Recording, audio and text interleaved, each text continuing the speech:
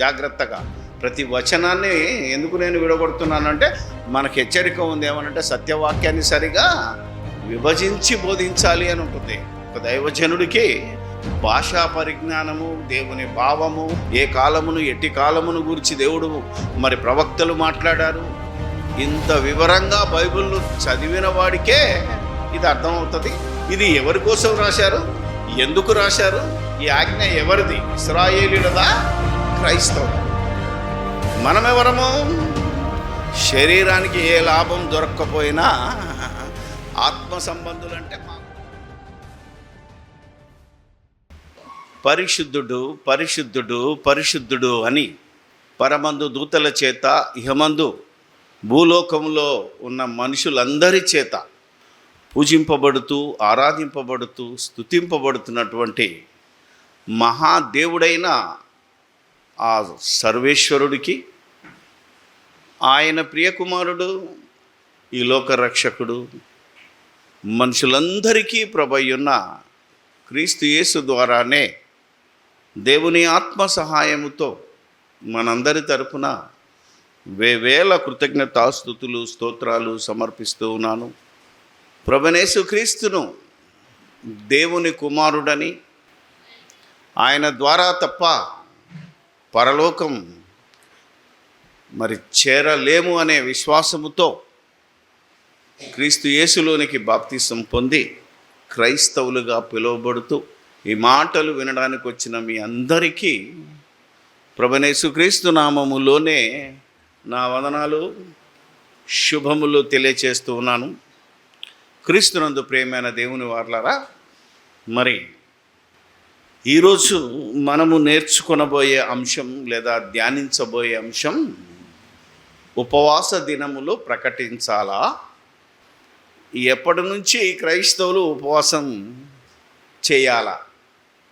భస్మ బుధవారం నుంచే చేయాలా? అవునా కదా? మొదటి రోజు ఈ కాలంలో ఉన్న క్రైస్తవ్యము ఎప్పుడు ఉపవాస దినాలు ప్రారంభిస్తున్నాయి అంటే సంవత్సరానికి ఒక్కసారి, అది భస్మ బుధవారం రోజు నుండి మాత్రమే అనేది ఈ క్రైస్తవ్యం ప్రకటిస్తుంది. అంటే బోధకులని, విశ్వాసులని చెప్పుకున్న వారు మాత్రమే ప్రకటిస్తున్నారు. నిజమైన క్రైస్తవులకు ఇవేవి పట్టింపులు లేవు. నేను చాలా చోట్ల మరి యొక్క లెంట్ డేస్ అంటే అర్థం తెలుసా మీకు? ఎవరికన్నా చెప్పండి అమ్మ, నో ప్రాబ్లం. లెంట్ డేస్ అంటే అర్థం ఏంటి కుమారి? ఎందుకంటే మనం పెద్ద చర్చి మెంబర్స్ కదా, అవునా కదా? ఇక మిగతా ఎన్ని ఉన్నాయి సోదర సంఘాలు, అందులో నుంచి వచ్చిన ఆ తల్లిలో నుంచి వచ్చిన పిల్లలు చాలామంది ఉన్నారు. వాళ్ళు చెప్తున్నది ఏంటి అంటే లెంట్ డేస్ అంటే శ్రమల, అవునా కదా? తర్వాత మనం ఆలోచింపజేయగలిగితే అశుభ దినాలంటే మంచి రోజులు కావు, ఇందులో ఏ శుభకార్యమో చేయరాదు, ఆఖరికి మంచి బట్టలు వేసుకోవడం రాదు, అవునా? పూలు పెట్టుకోవడం రాదు, అవునా? ఇక కొందరు తెగించి 40 రోజులు భార్యాభర్తలు కలవకూడదు అనే ఒక భయంకరమైన నిబంధన కూడా పెట్టారు. ఈ 40 రోజుల్లో కేథలిక్ చర్చి వాళ్ళు యేసు మాల, అవునా కదా, జపమాల కూడా తీసుకొచ్చారు. లోకంలో ఉన్న అన్ని ఆచారాలు, పద్ధతులు తప్పనిసరిగా ఇందులో ప్రవేశపెట్టి అనేక మంది చేత అది చేపించటానికి ప్రయత్నం చేస్తున్నారు. ఇలా చేస్తున్న పద్ధతులను గురించి మనం ఏ పని చేసినా ఆలోచించి చెయ్యాలి. ఈరోజు వాట్సాప్లలో, ఫేస్బుక్లలో ఈ ఉపవాస దినాలు ఏదైతే ఈ లెంట్ డేస్ అని శ్రమల దినాలు అనుకుంటున్నారో, లెంట్ డేస్ అంటే శ్రమల దినాలు కాదు.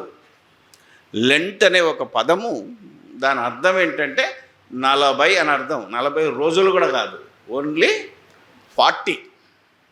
ఇప్పుడు 10, 20, 30 అలాగే 40. ఈ లెంట్కి ఇది లాటిన్ పదం, మన భాష కాదు, తెలుగు భాష కాదు, ఇంగ్లీష్ భాష కూడా కాదు, ఇది లాటిన్ వర్డ్. దానికి డేస్ కలిపితే లెంట్ డేస్. లెంట్ డేస్ అంటే ఇప్పుడు మీరు చెప్పండి, 40 రోజులు మాత్రమే. 45 రోజులు శ్రమల దినాలు కాదు, 40 రోజులు ఉపవాస దినాలు కాదు. ఇవేవి మనకు బైబిల్లో కనబడవు. బైబిల్లో లేనిది పుట్టించాడు అంటే ద్వితీయోపదేశకాండంలో ఉన్నా ఏమని లేని వార్త పుట్టించకూడదు. బైబిల్లో ఒకటి కలపకూడదు, ఒకటి తీయకూడదు. అది పాత నిబంధనలో ఉంది, కొత్త నిబంధనలో. మరి ఎందుకు పెట్టారయ్యా అని అడిగితే కొందరు ఏమంటున్నారు, 40 రోజులన్నా మంచి సహవాసం, భక్తి, శ్రద్ధలు పెరుగుతాయి దేవుడు అంటే ఈ 40 రోజులే మంచి భక్తి శ్రద్ధలతో ఉంటే చాలా.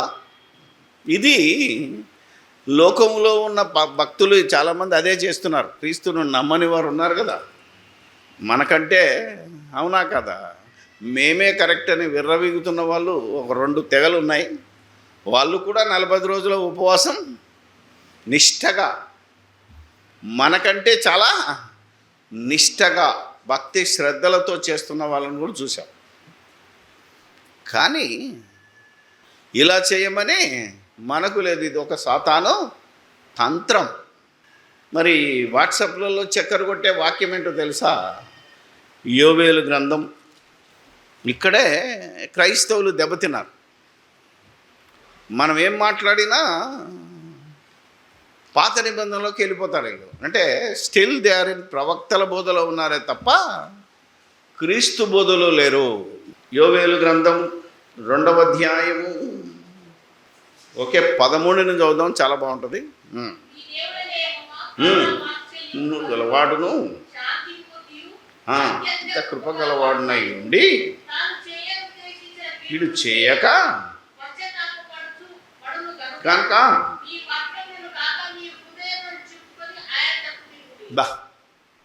అసలు ఉపవాసం ఎలా చేస్తారంటే చింపిరి గుడ్డలు వేసుకొని బూడిద పెట్టుకొని చెయ్యాలరా నాయన. మీరు పై రూపాన్ని మార్చుకుంటున్నారు తప్ప మీ హృదయాన్ని చించుకోమంటున్నాడు. అప్పుడు దేవుడు ఏం చేస్తాడట, పశ్చాత్తాపం పొందుతాడు. ఉద్దేశించిన కీడును చేయక పశ్చాత్తాపడతాడని ఒక భయంకరమైన తర్జుమా తప్పును పెట్టారు ఇక్కడ. ఎందుకంటే దేవుడు నరుడు కాదు, సో మనిషి పశ్చాత్తాపడతాడు, దాన్ని రిపెంటెన్స్ అంటారు. దేవుడికి రిపెంటెన్స్ ఎందుకు? పశ్చాత్తాపడ్డా ఆయన. ఎందుకంటే మీరు సంఖ్యాకాండం 19:23 చూడండి ఒకసారి. 23:19 సారీ 23:19. దేవుడు అబద్ధమాడుటకు ఆయన మానవుడు కాదు, పశ్చాత్తాపడుటకు ఆయన నరపుత్రుడు. అంటే దేవుడు ఎప్పుడూ పశ్చాత్తాపడడు. కానీ ఇక్కడ తెలుగు తర్జుమా చేసిన భాషా పండితుడు ఏం చేశాడంటే పశ్చాత్తాపడును అని రాసి దేవుణ్ణి ఒక నరుడుగా చేసేసాడు, దేవుణ్ణి ఒక అబద్ధికుడుగా చేశాడు. అందుకనే బైబిల్ చదివేటప్పుడు దేవుని క్యారెక్టర్ ఏంటి, దేవుని మనసు ఏంటి అనేది మీరు మనసులో పెట్టుకోవాలి. బైబిల్ అంతా చదివితే దేవుడు నరుడు కాడు, నరపుత్రుడు కూడా. నరపుత్రుడు అంటే ఎవరు? మనము, మనతో పాటు యేసుప్రభు కూడా. అర్థమైందా లేదా? యేసుప్రభు కూడా ఎవరు? మనుష్య కుమారుడు అంటే నరపుత్రుడే. ఎక్కడ చూసినా బైబిల్లో తప్పుండదు. బీదర్ సైడ్ వెళ్తే బొంకూరు జాను ఆయనను బోధ విన్నోళ్ళందరూ నరకానికి వెళ్తారని అక్కడ ఎవడో పాస్టర్ చెప్పాడట. ఎందుకు? యేసు ప్రభును దేవుడు కాదంటున్నాడు అనేది ఒక అపవాదం నా మీద. నా బోధ వింటే తప్ప నీకు అర్థం కాదు. ఇప్పుడు ఇక్కడ నేను రాశాను, ఇదే దేవుడు నరుడు కాడు, నరపుత్రుడు కూడా. ఇంకేం కావాలి నీకు? ఈ సాక్ష్యాన్ని నమ్మడాడు. ఎందుకంటే నరాన ఈ అబద్ధ బోధ పాకిపోయింది ఇలా. అందుకు మనం ఏం చేయలేము, నవ్వుతూ స్వీకరించాలి. ఏం చేయలేము మనం. ఇప్పుడు ఒక మాట ఉంటుంది, వాదించేవాడు జ్ఞాని అయితే నీకు కొంచెం జ్ఞానం వస్తుంది, అజ్ఞానం అయితే నీకున్న జ్ఞానం పోద్ది. అందుకని ఇలాంటి అజ్ఞానులతో మాట్లాడడం కూడా వేస్ట్. ఎందుకంటే ఇక్కడ చెప్తున్న మాట అద్భుతమైనది. నువ్వు గ్రంథాన్ని చదివేటప్పుడు ఇలాంటి దేవుని మనస్సు నెరిగి, దేవుని ఆలోచన నెరిగి, దేవుని క్యారెక్టర్ నెరిగి, దేవుణ్ణి దేవునిగా స్తుతించడము, గణపరచడం అంటే ఇలా సరిదిద్దుకోవాలి. ఇప్పుడు చెప్తున్నాడు, ఒకవేళ మనస్సు తిప్పుకొని మళ్ళీ పశ్చాత్తాపడి అంటున్నాడు.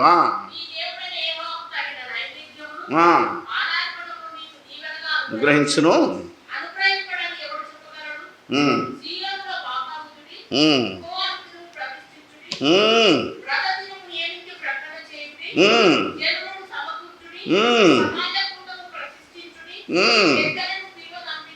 బా అని చెప్తున్నాడు. ఇక ఇది ఈరోజు మన బోధకులకున్న వాక్యం ఏంటిదంటే, ఉపవాస దినములో ఏమంటున్నాడు, ప్రతిష్ఠించుడి, వ్రత దినము నియమించి ప్రకటన చేయండి అనే వాక్యంలో ఉంటే నువ్వెవడయ్యా ఉపవాసాలు వద్దంటున్నావు అని ఒకడు నా మీద తిరుగుబాటు. అసలు ఈ బైబిల్ చదివేటప్పుడు ఇది ఎవరి కోసం రాశారు, ఎందుకు రాశారు, ఈ ఆజ్ఞ ఎవరిది, ఇశ్రాయేలీయులదా క్రైస్తవులదా?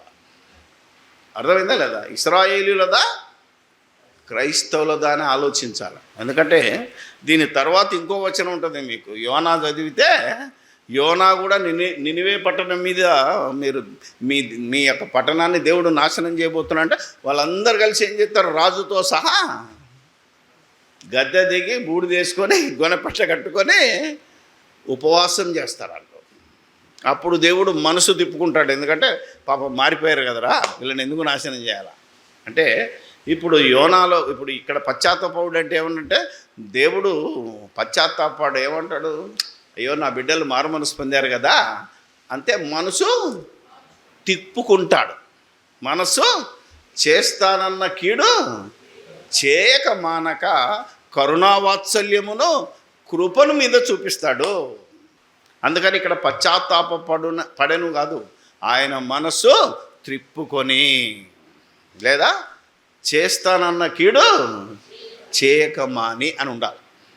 అప్పుడు దేవుణ్ణి నువ్వు దేవునిగా ఘనపరిచినట్టు, అది దేవత్వాన్ని నువ్వు గౌరవించి స్తుతించినట్టు. సో ఇది మాట్లాడుతున్నాడు. ఇంతకీ ఈ యోవేలు ఎవరితో చెప్పాడు, ఎక్కడ చెప్పాడు? సియోను కొండ మీద. భారతదేశంలో సియోను కొండ ఎక్కడుంది ఆలోచన చేయాలి. అంటే సియోను కొండ అంటే మన సంఘమే రా అంటాడు ఒకడు, అవునా కదా? కానీ అది నిజమైన కొండ. ఆ కొండకెక్కి బాకానాదం అంటే, అప్పుడు బాకాలు ఉండేవి తెలుసా మీకు, కొమ్ములు ఉంటాయి. యుద్ధానికి పోయే ముందు ఊ అని ఊతారు, శంఖము కొమ్ము ఉంటుంది, అప్పుడు వాళ్ళు ఊదేవాళ్ళు. ఇప్పుడేమున్నది నీకు బాకానాదం ఉంటే ఫేస్బుక్, లేకపోతే వాట్సాప్, లేకపోతే ఆడియో వీడియో మెసేజ్లు, అవునా కదా? కాలం మారింది. కాలాన్ని బట్టి నీ ప్రకటన కూడా మారాలి. ఎందుకంటే ఇశ్రాయేలుకి ఇచ్చిన కాలము పరిపూర్ణమైనప్పుడు దేవుడు వారికి ఇచ్చిన ధర్మశాస్త్రాన్ని తీసేసి మరి శ్రేష్టమైన ధర్మశాస్త్రాన్ని క్రీస్తు ద్వారా ఇచ్చాడు కనుక ఇప్పుడు మనం ఎవరి బోధలో ఉండాలి? యోవేలు బోధలో ఉంటావా, యోనా బోధలో ఉంటావా, మోషే బోధలో ఉంటావా? ఎవరి బోధలో ఉండాలి చూద్దాం.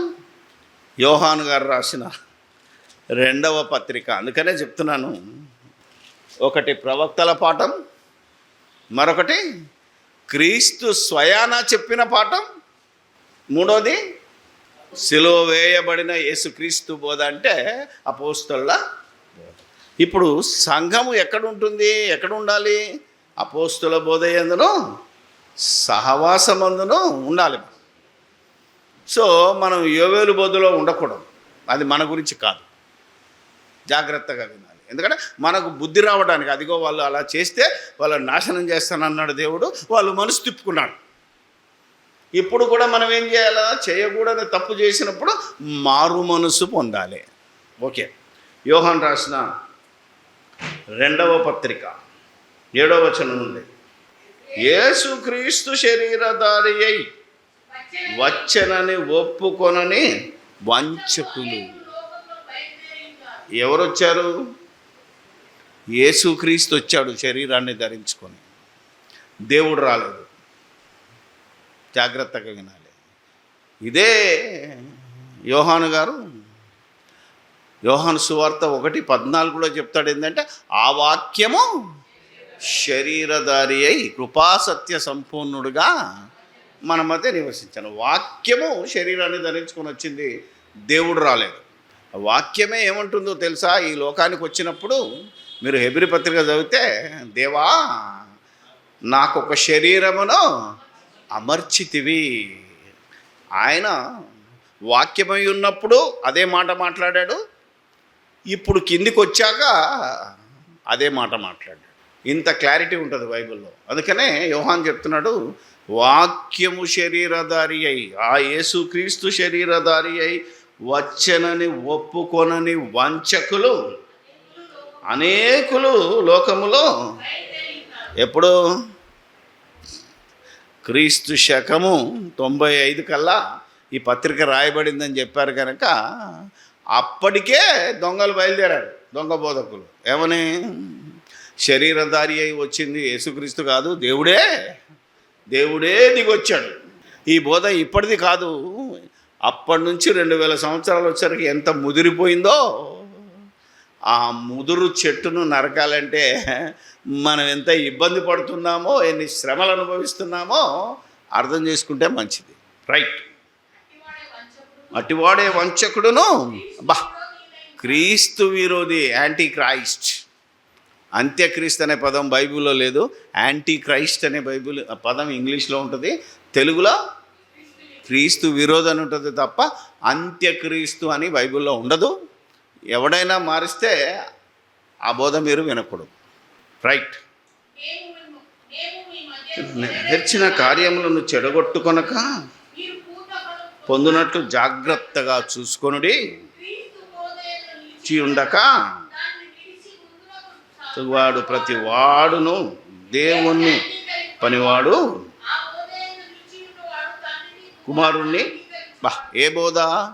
క్రీస్తు బోధ. క్రీస్తు ఏం చెప్పాడు? నా మాట విని నన్ను పంపిన వాని యందు విశ్వాసముంచువాడు నిత్య జీవం గలవాడంటే ఇద్దరిని నమ్మాలి. తండ్రి ఉన్నాడు, తండ్రి పంపిన కుమారుడు ఉన్నాడని ఎవడు నమ్ముతాడో అతడు విశ్వాసం, అతడు క్రైస్తవుడు. జాగ్రత్తగా ప్రతి వచనాన్ని ఎందుకు నేను విడగొడుతున్నానంటే మనకు హెచ్చరిక ఉంది. ఏమనంటే సత్యవాక్యాన్ని సరిగా విభజించి బోధించాలి అని ఉంటుంది. ఒక దైవజనుడికి భాషా పరిజ్ఞానము, దేవుని భావము, అవునా కాదా? ఏ కాలమును ఎట్టి కాలమును గురించి దేవుడు మరి ప్రవక్తలు మాట్లాడారు. ఇంత వివరంగా బైబిల్ను చదివిన వాడికే ఇది అర్థమవుతుంది. ఎవరికి అర్థమవుతుందంటే నీతిని అనుసరించి నీతిని జరిగించిన వారికే ఈ బోధ అర్థమవుతుంది. ఏ బోధ అది? క్రీస్తు బోధ. మరి అది ప్రవక్తల బోధ ఏంటి? వారికి శరీర సంబంధమైన ఆశలు ఉన్నాయి. నీళ్లు చేదైతే తీగ చేయాలి, అన్నం దొరకపోతే మన్నా కావాలి, సముద్రం దాటాలంటే పాయలు కావాలి. ఈ లోకంలో వాళ్ళు హ్యాపీగా బ్రతకాలి, పాలు తేనెలు ప్రవహించే దేశంలో బ్రతకాలి కనుక వారు శరీర సంబంధులు. మనమెవరము? శరీరానికి ఏ లాభం దొరక్కపోయినా ఆత్మ సంబంధులు. అంటే మాకు పరలోకం కావాలి, మాకు పాప క్షమాపణ కావాలి, మాకు పరిశుద్ధాత్మ కావాలని ఎవరైతే క్రీస్తు వద్దకు వచ్చారో వారికి మాత్రమే ఈ బోధ అర్థమవుతుంది, లేకపోతే అర్థం కాదు. మీలో ఎవరైనా ఉన్నా నేనేం చేయలేను. వారు ఈ లోకంలో పేరు ప్రఖ్యాతులు, డబ్బులు, ఆస్తులు సంపాదించిన దానికి వచ్చిన వాడికి బోధ అర్థం కాదు. వారు చెప్పుదురే కానీ చెయ్యరు అనే మాట గుర్తుపెట్టుకోండి.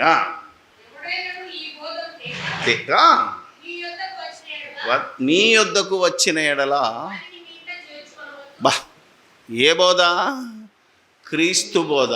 అర్థమైందా? ఇప్పుడు క్రీస్తు బోధ ఏంటిది? యోవేలు బోధ ఏంటిది? మనం ఆలోచించాలి. యోవేలు బోధ కానీ యోనా బోధ కానీ మోషే బోధలో ఏముంటుందంటే మీరు ఉపవాసం ఉండాలి. ఉపవాసం ఉంటే ఎలా ఉండాలి?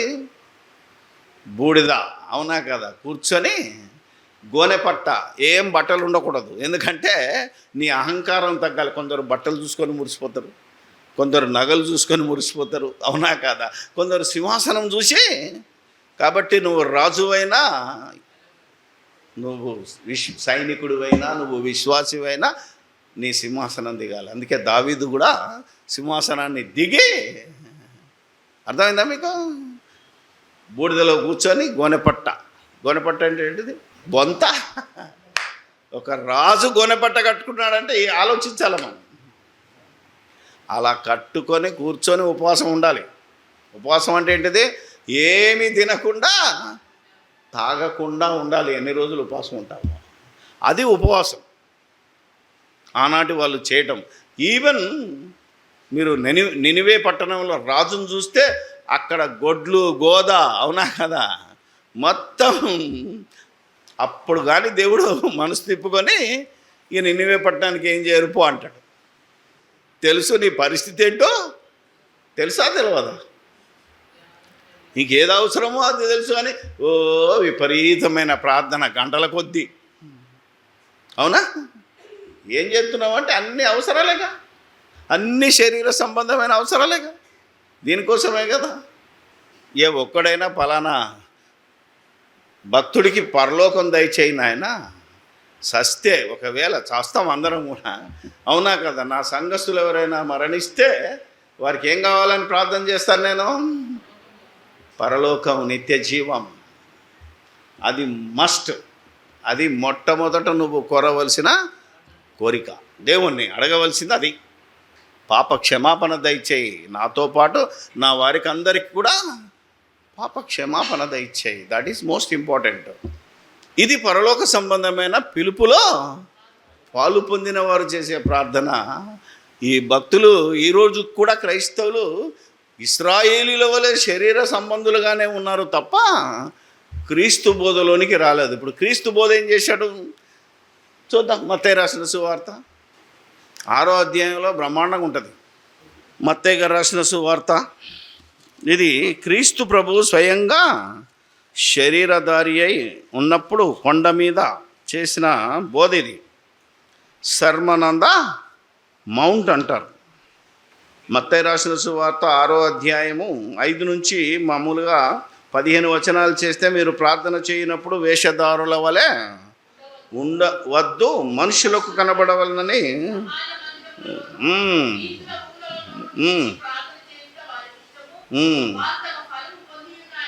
కొందరు ప్రార్థన చేస్తే చెవులు చిల్లులు పడతాయండి. రైట్ నౌ అంటాడు. అంటే వీడు మెల్లగా మాట్లాడితే వినపడదేమో దేవునికి. అర్థమైందా లేదా? అంటే మెల్లగా మాట్లాడితే వినపడదా? మనసులో ప్రార్థన చేస్తే దేవుడు వినడా? చూడాలి, మనం ఆలోచించాలి. అందుకనే ఇలాగా దేవునికి వినపడేటట్టు చేస్తే చాలు, మనుషులకు వినపడేటట్టు చేయాల్సిన అవసరం ఇది బైబిల్లో ఉన్నది. అందుకే మనుషులకు వినబడవలనని నువ్వు ప్రార్థన చేయడానికి వీల్లేదు. ఎవరు వినాలి ప్రార్థన? అందుకని ఇవన్నీ చూస్తే మీరు అన్యజనుల వల్ల ఇది కావాలి అది కావాలి అనకు.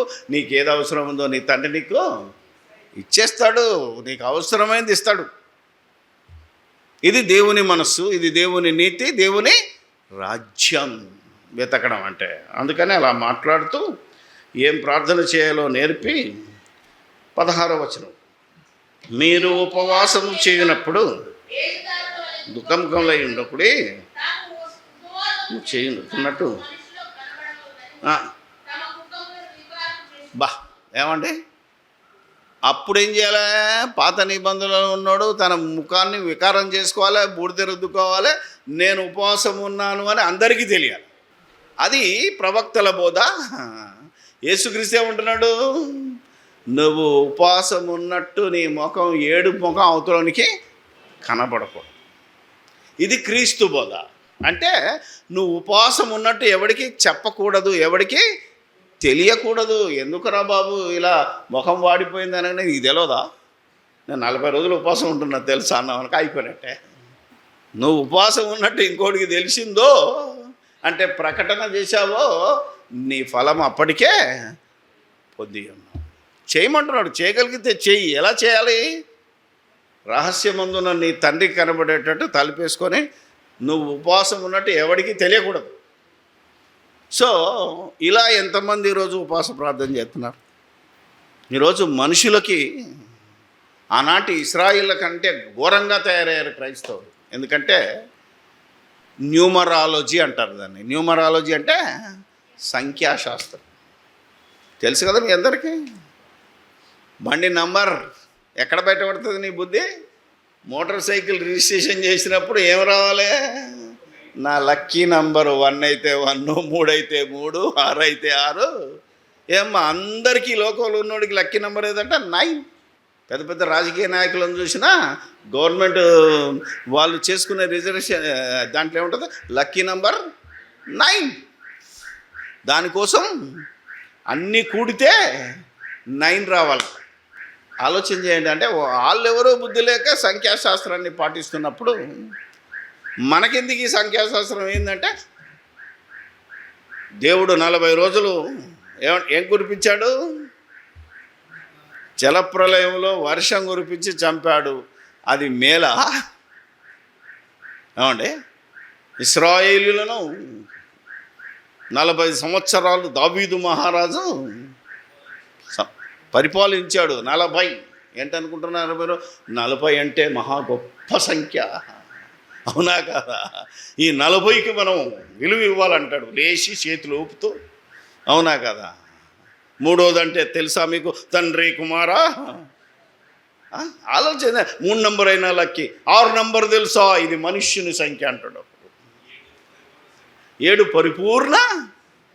ఇలా ఎవడు చెప్పాడో నీకు, మనకు ఈ బోధలో మనకు తెలియదు. కానీ ఇలా క్రైస్తవులు కూడా సంఖ్యాశాస్త్రాన్ని పాటించడం ఎంత భయంకరం అంటే, ఆఖరికి యేసు ప్రభు ఇప్పటికి వచ్చింది వీళ్ళకి. మనకు ఎంత 40 రోజులు ఉపవాసం ఉన్నాడు కదా, అందుకని మేము కూడా యేసు ప్రభు ఉన్నాడని బైబిల్లో రాయించాడే తప్ప నువ్వు 40 రోజులు ఉపవాసం ఉన్నాను కూడా నీకు ఎవరైనా రాయించారా?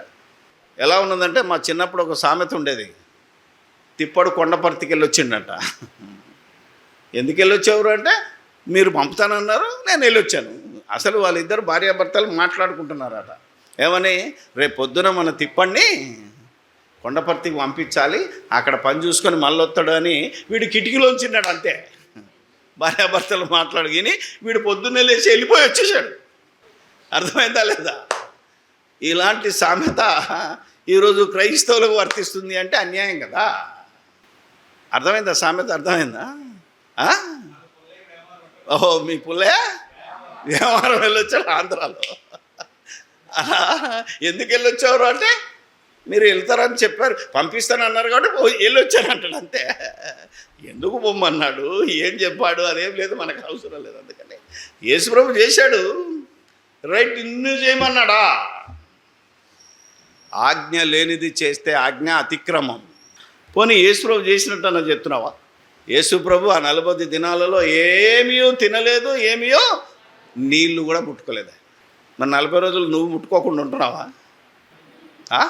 ఎప్పుడు 2 అవుతుందా? తర్వాత పండ్లు. ఎందుకంటే ఉపవాసం ఉన్నా కదా. అసలు పండ్లు స్ట్రాంగ్ ఫుడ్. అన్నంలేముందయ్యా, బువ్వలేమున్నది, అవునా కదా?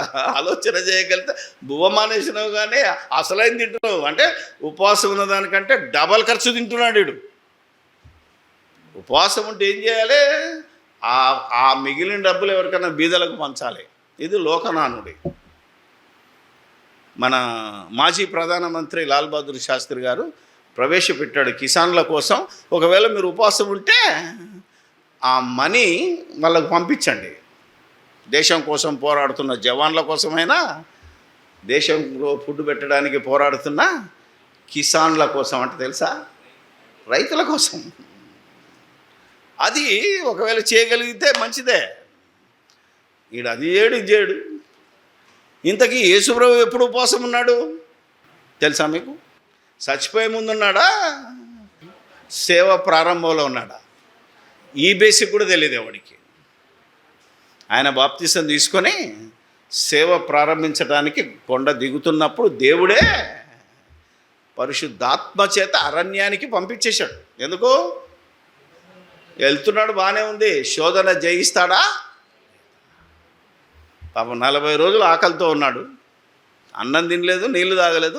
ఇక కొండ దిగి వస్తున్నాడు సేవ చేద్దామని. అప్పుడు వచ్చాడు ఎవడు? అపవాది. ఎందుకంటే మనిషి తప్పు చేసే సమయం అదే. ఏమని? నేరము నాది కాదు, ఆకలిది. అర్థమైందా లేదా? ఎప్పుడు చేస్తాం తప్పు అంటే అవసరం వచ్చినప్పుడు తప్పు చేస్తాడు మనిషి. అది మనిషి వీక్నెస్ అని వాడికి తెలుసు.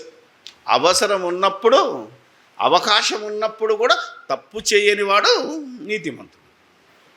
ఏంటవి? కొండలు ఉన్నాయి కదా. ఏం కొండలు? హిమాలయాల పర్వతాలకు వెళ్ళి అక్కడ ఆడోళ్ళు ఎవ్వరు ఉండరు, మనిషి ఉండడు. నేను వ్యభిచారిని కాదు అంటే ఎట్లా? అర్థమైందా లేదా? నీవు వ్యభిచారం చేయడానికి అక్కడ ఎవరున్నారు? వారు ఉండి, అవునా కదా? అప్పుడు నువ్వు తప్పించుకుంటే నేను వ్యభిచారిని కాదని చెప్పాలి. అందుకని నువ్వు నిన్నేం చేయమన్నాడో నువ్వు చెయ్యకుండా నీకు చెప్పని పని చేస్తున్నావు. 40 రోజులు ఉన్నాడు ఆయన. అప్పుడు అన్నాడు వచ్చి, నువ్వు ఆకలికొని ఉన్నావు కదా, ఈ రాళ్ళు రొట్టెలాగినట్టు చేసుకొని తినే అన్నాడు. బా, అప్పుడు యేసుప్రభు, అవును నేను దేవుని కుమారుడే, నేను అంటే ఏదైనా అవుతుందని వేశాడా? రాళ్ళు రొట్టెలుగా అన్నాడా? అనలే. ఏమన్నాడు? మనుషుడు రొట్టె వలన మాత్రమే కాక నా తండ్రి మాట వలన నేను జీవిస్తాను, గెట్ అవుట్ అన్నాడు. అర్థమైందా లేదా? ఇలా అనగలిగిన రోజున మనం విశ్వాసులం. అర్థమైందా లేదా? ఇలా అనగలిగిన రోజున మనం పరలోకానికి వారసులం. ఇది బోధ చేస్తున్నాడు. ఈ విషయమైన జ్ఞాపకం ఉంచుకోవాలి ఈరోజు బోధకులు. ఆ 40 రోజులు నిజానికి ఆయన మరణానికి ముందు ఎలా వచ్చాడో తెలుసా? ఇక సిలువలో మరణిస్తాడన్నప్పుడు యేసు ఏడ్చుకుంటూ వచ్చాడా, విజయోత్సవంతో వచ్చాడా? అవునండి. మట్టల ఆదివారం అని ఒకటి పెట్టారు కదా మనకు. మట్టల ఆదివారం మీద ఆయన ఎలా వచ్చాడు? గాడిద పిల్ల మీద ఎక్కి ఆయన వస్తుంటే జనాలు ఏమన్నారు? హోసన్నా, జయం జయం,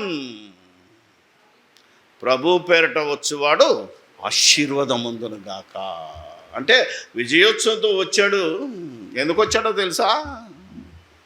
ఆదివారం ఎందుకు వచ్చాడో తెలుసా? అది కూడా తెలియదు. ఎందుకంటే పస్కా బలి పశువును వధించాలి అంటే నీసాను నెల 10వ రోజున దాన్ని తీసుకొచ్చి బాగా మేపి 4 రోజులు ఆ రోజు బలియాలి. అది నిర్గమకాండం 12వ అధ్యాయంలో ఉంటుంది. కాబట్టి యేసు ప్రభు కూడా పస్కా బలి పశువుగా దేవుడు నిర్ణయించాడు కనుక యెరూషలేములో వధింపబడడానికి 4 రోజుల ముందే విజయోత్సవంతో వచ్చి బేతనీయకు అటు ఇటు తిరిగి మంచిగా సృష్టిగా భోంచేసి బోధ చేసి ఆనందంతో బతికాడు. ఆనందంతో వెళ్ళాడు యేసు ప్రభు. అలా సిలువ మోస్తున్నప్పుడు ఊరంతా ఏడుస్తుంటే, అమ్మా, తెలుసుగా మీకు డైలాగు, సూపర్గా వేలింది అది కరుణామయుడు సినిమాలో. అమ్మలారా, నా కోసం మీకోసం, బా, ఆలోచన చేయండి. అది గుండెలను పిండి వేసే సన్నివేశం. అది యేసుప్రభు చెప్తున్నాడు, మరి రాయబడిన ప్రకారంగా నేను పోతున్నాను రా బాబు, మళ్ళా నా ప్రాణాన్ని నేను మీరే వాడు ఏడవమన్నాడని అంటే వీళ్ళు ఏమంటారు? మేము ఏడుస్తాం. అవునా కదా? మీరు వద్దన్నా మేము ఊరుకోము. ఏమ్మా, యేసుక్రీస్తు మన కోసం మరణించినందుకు మనకు ఏమున్నది? మేలు జరిగిందా, కీడు జరిగిందా? ఒకని జన్మదినము కన్నా మరణదినం మేలు జరిగింది. మేలు జరిగిందంటే నువ్వు సంతోషించాలి. అందుకే బైబిల్లో ఎక్కడ 45 రోజులు శ్రమల దినాలు పాటించమని కానీ, క్రీస్తు మరణానికి ముందు 40 రోజులు ఉపవాసం ఉండి సగం ఉపవాసం సగం బాగా మెక్కి, అవునా కదా, రోజు సాయంత్రం 1 గంట, ఏమండి 1 గంట మాత్రమే పాటలు అంటే తూతూ మంత్రంగా ఈరోజు 40 రోజులు ప్రార్థన జరుగుతుంది. ఇది ఎక్కడనే? ఇలా మనుషులు పెట్టిన పద్ధతులను, దైవోపదేశములని, దేవుణ్ణి వ్యర్థముగా ఆరాధించేవారు నేటికి ఎక్కువైపోతున్నారు. ఒకరిని చూసి మరొకడు. అవునా కదా? వాళ్ళు చెప్తున్నారు. ఎంత కోపం అంటే, ఎంత బాధ అంటే ఆలోచింపజేయగలిగితే ఎలా వీళ్ళు నాశనం అయిపోతున్నారు, వీళ్ళని ఎలా కాపాడాలి అని అంటే, ఇదిగో అబద్ధ బోధకుడు వీడే అంటాడు. మళ్ళీ నన్నే దొంగ అంటున్నాడు. మనం ఏం చేయలేము. ఇది వాస్తవం, ఇది సత్యం. సో చిన్నగా చెప్పాను కదా, భస్మ బుధవారం అని పక్కన పెట్టాను. భస్మ బుధవారం అంటే యాష్ వెన్స్డే అంటారు దాన్ని. ఎందుకు ఈ భస్మ బుధవారాన్ని ప్రవేశపెట్టారు మనోళ్ళు అంటే, ఉపవాస దినములో ఏం చేయాలి? స్టార్టింగ్ బూడిద. అవునా కదా? అందుకే బూడిద బుధవారం అంటారు తెలుగులో. ఇంతకీ ఈ బూడిద ఎక్కడిది? ఈ సంవత్సరము మట్టలాదివారం నాడు మట్టలు ఊరేగిస్తారు చూసావా? ఓసన్నా జయం జయం అని చర్చి చుట్టూ ఊరు చుట్టూ ఆ మట్టలు భద్రపరిచి వచ్చే సంవత్సరానికి దాన్ని కాపాడి దాన్ని బూడిద చేసి ఆ బూడిద రుద్దుకోవాలనేది మనుషులు పెట్టిన సిద్ధాంతం. అసలు ఇప్పుడు నువ్వు మట్టలాదివారం చేయాల్సిన అవసరం లేదు, మట్టలతో ఊరేగింపు చేయాల్సిన అవసరం అంతకన్నా లేదు. కానీ లేనిది చేస్తూ ఈ యొక్క విషయాన్ని మనకు అనవసరంగా ప్రవేశపెట్టారు. దీన్ని ఎలా ప్రవేశపెట్టారో తెలుసా?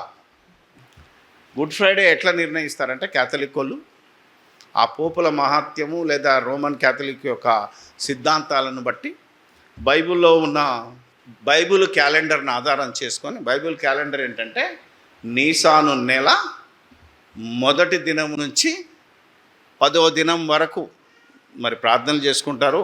ఆ 10వ దినంన గొర్రెపిల్లని తెచ్చుకుంటారు, దాన్ని మేపుతారు. 14వ దినమున బలిచ్చి దాన్ని వెంటనే తినేయాలి, రాత్రికి ఉంచకూడదు. అలాగే బలైన యేసుప్రభు కూడా సూర్యుడు అస్తమించే లోపల సమాధిలో పెట్టేశారు. ఎందుకంటే సూర్యుడు అస్తమించిన తర్వాత ఏ శవాన్ని ఉంచకూడదు, శిలువ మీద కానీ మాను మీద కానీ. అది రూలు. కాబట్టి నీసాను నెల మొదటి దినం ఎలా వస్తుంది అంటే, మన తెలుగుల పంచాంగం, ఇస్రాయేళ్ల పంచాంగం ఆల్మోస్ట్ ఆల్ 99% మ్యాచ్ అవుతుంది. విధియా తదియా ఏదో ఉంటాయి కదా, త్రయోదశి పంచమి, అవునా కదా, అష్టమి నవమి దశమి. ఈ నెల దశమి నాడు అని అంటాడు అక్కడ. అర్థమైంది లేదు? దశమి నాడు తీసుకొచ్చి మళ్ళీ 4వ రోజున బలి ఇవ్వాలనేది. ఆ నెల ఎలా వస్తుంది అంటే, ఇస్రాయేళ్ల క్యాలెండరు నేటికి కొందరు పాటిస్తున్నారు. ఎందుకంటే ఈ యొక్క గుడ్ ఫ్రైడే చేయాలి కనుక. ఎలా పాటిస్తున్నారు అంటే, ఈరోజు మనకు గ్రిగోరియన్ క్యాలెండర్ వాడుతున్నాం. గ్రిగోరియన్ అంటే పోపు గ్రెగరీ అనేవాడు ఈ క్యాలెండర్ని తీసుకొచ్చాడు. దాని తర్వాత మనకు అర్ధరాత్రితో ప్రారంభమవుతుంది మన దినం. ఇశ్రాయేల్ దినం ఎప్పుడు ప్రారంభం అవుతుందంటే, సాయంత్రం ప్రారంభమవుతుంది. సూర్యాస్తమయం నుండి మళ్ళీ సూర్యాస్తమయం వరకు. అంటే ఇవాళ ఏ వారం? ఆదివారం. ఆదివారం ఎప్పుడు ముగుస్తుందో తెలుసా? ఈరోజు సాయంత్రం 6 గంటలకు ఆదివారం అయిపోతుంది. 6 గంటల 1 నిమిషం నుంచి ఏం ప్రారంభమవుతుంది? సోమవారం ప్రారంభమవుతుంది. మనకు మాత్రం ఆదివారం ఎప్పుడు ఎండ్ అవుతుంది? అర్ధరాత్రి 12 గంటలకు, లేదా ఉదయం 6 గంటల వరకు కూడా అమ్మయ్యా సోమవారం వచ్చిందని అంటాం. 12 గంటలు లేచాను, ఉదాహరణకు చెప్తున్నాను. ఆలోచన చేయగలిగితే ఆ పద్ధతి ప్రకారంగా ఈ నీసాను నెల మొదటి దినం ఎప్పుడు వస్తుంది అంటే, మన తెలుగు క్యాలెండర్ ప్రకారంగా చైత్రశుద్ధ పాడ్యమి. మనది తెలుగు సంవత్సరం ఎప్పుడు ప్రారంభమవుతుందంటే చైత్రమాసం. సో ఇది ఎట్లా పెట్టిండ్రు అని అంటే, చైత్రశుద్ధ పాడ్యమి నాడు అంటే ఇది మన ఉగాదే వారికి మొదటి నెల మొదటి దినం. అంటే ఈ ఉగాది నుంచి ఎన్ని రోజులు లెక్క పెట్టాలి? 14 రోజులు. మనం లెక్క పెడితే గుడ్ ఫ్రైడే రావాలి. వాళ్ళదేమో నీసాను నెల మొదటి దినం నుంచి 14వ దినం వాళ్ళకి పస్కా పండుగ రావాలి. ఇది ఎట్లా నిర్ణయిస్తారంటే, ఇప్పటికీ మీరు చూసుకోండి, నేను బుక్ రాశాను కదా, యెహోవా ఏర్పాటు చేసిన దినము 2001లో రాశాను. ఆ 2001 నుంచి 2030 వరకు భస్మ బుధవారం ఏ రోజు వస్తుందో, మట్టలాదివారం ఏ రోజు వస్తుందో, గుడ్ ఫ్రైడే ఎప్పుడు వస్తుందో, ఈస్టర్ ఎప్పుడు వస్తుందో దాదాపు 20 సంవత్సరాల ముందే లెక్క కట్టి చెప్పి బుక్లో రాశాను. బుక్ ఎవరి దగ్గర లేకపోతే ఇప్పుడు తీసుకోండి, పోండి, చదవండి. అవునా కదా? మీరు ఆలోచన చేయాలి. సో ఇప్పుడు ఇది ఎట్లా నిర్ణయిస్తారు అంటే లెక్క ప్రకారంగా అంటే ఏమంటుంది కాస్మాలజీ, దాన్ని ఏమనాలి, నక్షత్ర శాస్త్రమా, ఖగోళ శాస్త్రం. ఖగోళ శాస్త్ర ప్రకారంగా భూమి సూర్యుని చుట్టూ, అవునా, తన చుట్టూ తాను తిరుగుతూ సూర్యుని చుట్టూ తిరుగుతుంది. ఎప్పుడైతే ఉత్తరాయణంలోంచి దక్షిణాయనంలోకి వెళుతుందో అంటే మకర సంక్రాంతి, అవునా కదా, మీరు వింటారు తెలుగు మనకు బాగా అలవాటు కనుక అది కూడా చదవాలి మీరు, అందులో పరమార్థం ఏంటి అని. అక్కడి నుంచి బయలుదేరి ఉత్తరాయణంలోనికి ప్రవేశించే ముందు సమరాత్రి దినము అంటారు, దాన్ని ఇంగ్లీష్లో ఈక్వినాక్స్ అంటారు. ఈక్వినాక్స్ అంటే ఆ రోజు మార్చి 21, 22 తారీఖులలో భూమి తన చుట్టూ తాను తిరిగేటప్పుడు సూర్యుని యొక్క వెలుగు కరెక్ట్గా సగభాగం మీద పడుతుంది, కరెక్ట్గా సగభాగం రాత్రి ఉంటుంది. ఆ రోజు దాటిందనుకో పగలు ఎక్కువైనా ఉంటుంది, రాత్రి ఎక్కువైనా ఉంటుంది. ఇది భూమిని తిరుగుతున్న విధానాన్ని బట్టి ఖగోళ శాస్త్రం చెప్పింది. ఆ సమరాత్రి దినం అనేది ఏదైతే ఉందో ఆ రోజు అంటే మార్చి 21, 22 ఈ రెండు మధ్యలో ఉంటుంది, మన మధ్యలో ఉన్నది కాబట్టి ఆ రోజు నుంచి మొట్టమొదట వచ్చే పౌర్ణమి గుర్తుపెట్టుకోండి. ఇప్పుడు మీరు డేట్ చూసుకోండి, ఎక్కడైనా తెలుగు క్యాలెండర్ ఉంటే చూడండి. మార్చి 21 తర్వాత వచ్చే మొదటి పౌర్ణమి గుర్తుపెట్టుకోవాలి. ఆ పౌర్ణమికి ముందు వచ్చే మొదటి ఆదివారమే ఈస్టర్. నువ్వు కళ్ళు మూసుకొని చెప్పచ్చు, ఇది ఈస్టర్ను నిర్ణయించే తేదీ. మరి ఈస్టర్ ఆదివారం వచ్చింది కనుక గుడ్ ఫ్రైడే ఎప్పుడు రావాలి, ఎప్పుడు చచ్చిపోవాలి యేసు ప్రభు? శనివారం చంపేశారు, అవునా కదా? అసలు బైబిల్లో ఉండదు అది. లెక్క ప్రకారంగా 14వ దినం చనిపోతాడు, 17వ దినం 3 రోజుల తర్వాత లేపబడతాడు. కానీ మనోళ్ళు ఏం చేశారు, శుభ శుక్రవారం అని పేరు పెట్టాం కనుక యేసు ప్రభు ఖచ్చితంగా శుక్రవారమే చావాలని డేట్లు ఎన్ని మారినా డే మారదు తెలుసా మీకు? అప్పుడప్పుడు జోక్ వస్తుంటుంది, ఈ సంవత్సరం కూడా గుడ్ ఫ్రైడే నాడే వచ్చిందా అంటాడు ఒకడు. ఎస్, ఏ సంవత్సరం అయినా ఈ మనుషులు పెట్టిన పద్ధతి ప్రకారంగా ఫ్రైడే నాడే వస్తుంది, ఎందుకంటే రావాలని వాడు పెట్టాడు. ఇప్పుడు ఈ గుడ్ ఫ్రైడే నుంచి 40 రోజులు వెనక్కి లెక్క పెట్టాలి. మధ్యలో ఆదివారాలు తీసేస్తే 40 రోజులు వెనక్కి వెళితే ఆ 40వ రోజు ఏదొస్తుంది అంటే బుధవారం వస్తుంది. అదే భస్మ బుధవారం. అది ఎన్నడొచ్చింది మొన్న తెలుసా? మార్చి 5వ తారీఖు, 5. ఇది నేను నా బుక్లో 2011లో రాశాను. ఎందుకంటే ఇంటర్నెట్ ఉంది మన దగ్గర, పంచాంగం చూస్తే తెలిసిపోతుంది. ఎందుకంటే పగలు రాత్రి సూర్యుడు ఏ క్షణంలో అస్తమిస్తాడో, ఏ క్షణంలో ఉదయిస్తాడో పంచాంగకర్తలు ఆల్రెడీ రాసిపెట్టారు, ఖగోళ శాస్త్రజ్ఞులు రాసిపెట్టారు. అది కొడితే ఇప్పుడు కాదు, ఇప్పుడు ఎంత 25 కదా, ఇంకో 25 సంవత్సరాలకైనా మట్టలాదివారం ఎప్పుడు వస్తుందో నేను చెప్పగలను. యాష్ వెన్స్డే ఎప్పుడు వస్తుందో మనం రాయగలం, గుడ్ ఫ్రైడే ఎప్పుడు వస్తుందో చెప్పగలం, ఈస్టర్ ఎప్పుడు. అంటే ఇది మనుషులు పెట్టిన పద్ధతి, ఇది ఖగోళాన్ని ఆధారంగా చేసుకునే పద్ధతి. నిన్ను ఆ రోజు పస్కా పండుగ వాళ్ళు చెయ్యాలి, వాళ్ళకి అది పండుగ, అది వాళ్ళకి శుభదినం. కానీ నిన్ను చేయమని లేదు. ఇప్పుడు మనం పస్కా పండుగ చేయడానికి మనకు అవసరం లేదు, ఆజ్ఞ. ఎందుకంటే యేసు ప్రభువే పస్కా బలి పశువుగా మన కోసం బలైపోయాడు. ఇక నువ్వెవ్వరూ పస్కా పండుగ చేయడానికి వీలు లేదు. కానీ ఇప్పటికీ పస్కా పండుగ చేసే యూదులు ఉన్నారు. యూదులు కాకయే యాషువా మెస్సయ సమాజం అని, యావే సమాజం అని చాలామంది ఉన్నారు. యేసు అప్పగింపబడిన రాత్రి చేశాడు కనుక మేము కూడా అప్పగింపబడిన రాత్రే చేస్తామంటారు. కాబట్టి మనుషులు పెట్టిన పద్ధతులలో ఈ భస్మ బుధవారం వచ్చింది, మనుషులు పెట్టిన పద్ధతుల ప్రకారంగా మటల ఆదివారం వచ్చింది, మనుషులు పెట్టిన పద్ధతుల ప్రకారంగా గుడ్ ఫ్రైడే వచ్చింది, అలాగే ఈస్టర్ కూడా వచ్చింది. ఇలా మనుషులు పెట్టిన పద్ధతులను దైవోపదేశములని మనము వ్యర్థముగా దేవుణ్ణి ఆరాధించకుండా ప్రతి దినము ప్రతి క్షణము దేవుణ్ణి ఆత్మతోనూ సత్యముతోనూ ఆరాధించాలి. బ్రతికినన్ని రోజులు ఎలా బ్రతకాలో తెలుసా? సంవత్సరానికి 40 రోజులు ఏడుస్తూ, అవునా? కుదరదు. క్రైస్తవుడికి క్రీస్తు యేసులోనికి వచ్చిన మొదటి దినం నుంచి శ్రమలే ఉంటాయి. ఎందుకంటే యేసు ప్రభు తాను శరీరధారి అయిన దినములలో మహారోదనతో బతికాడు. నువ్వు కూడా శ్రమలు అనుభవిస్తూ సమయమందునో అసమయమందునో సువార్త ప్రకటిస్తూ రెస్ట్లెస్గా ప్రకటిస్తూ, ఆ ప్రకటిస్తున్న సమయంలో ఎలా ఉండాలట? ఆకలి అవుతుందని ఏడవద్దు, అవునా కదా? వేరే చనిపోయిన వాళ్ళని ఏడవద్దు. ఏం చేయాలి మరి? ఫిలిప్పీ 4:4 క్లోజ్ చేస్తాను. నీకుచ్చిన ఆజ్ఞ ఏంటిదంటే ఎల్లప్పుడూ ప్రభువునందు ఆనందించుడి, మరలా చెప్పుదును. ఇది మీ గుండెల మీద రాసుకోండి.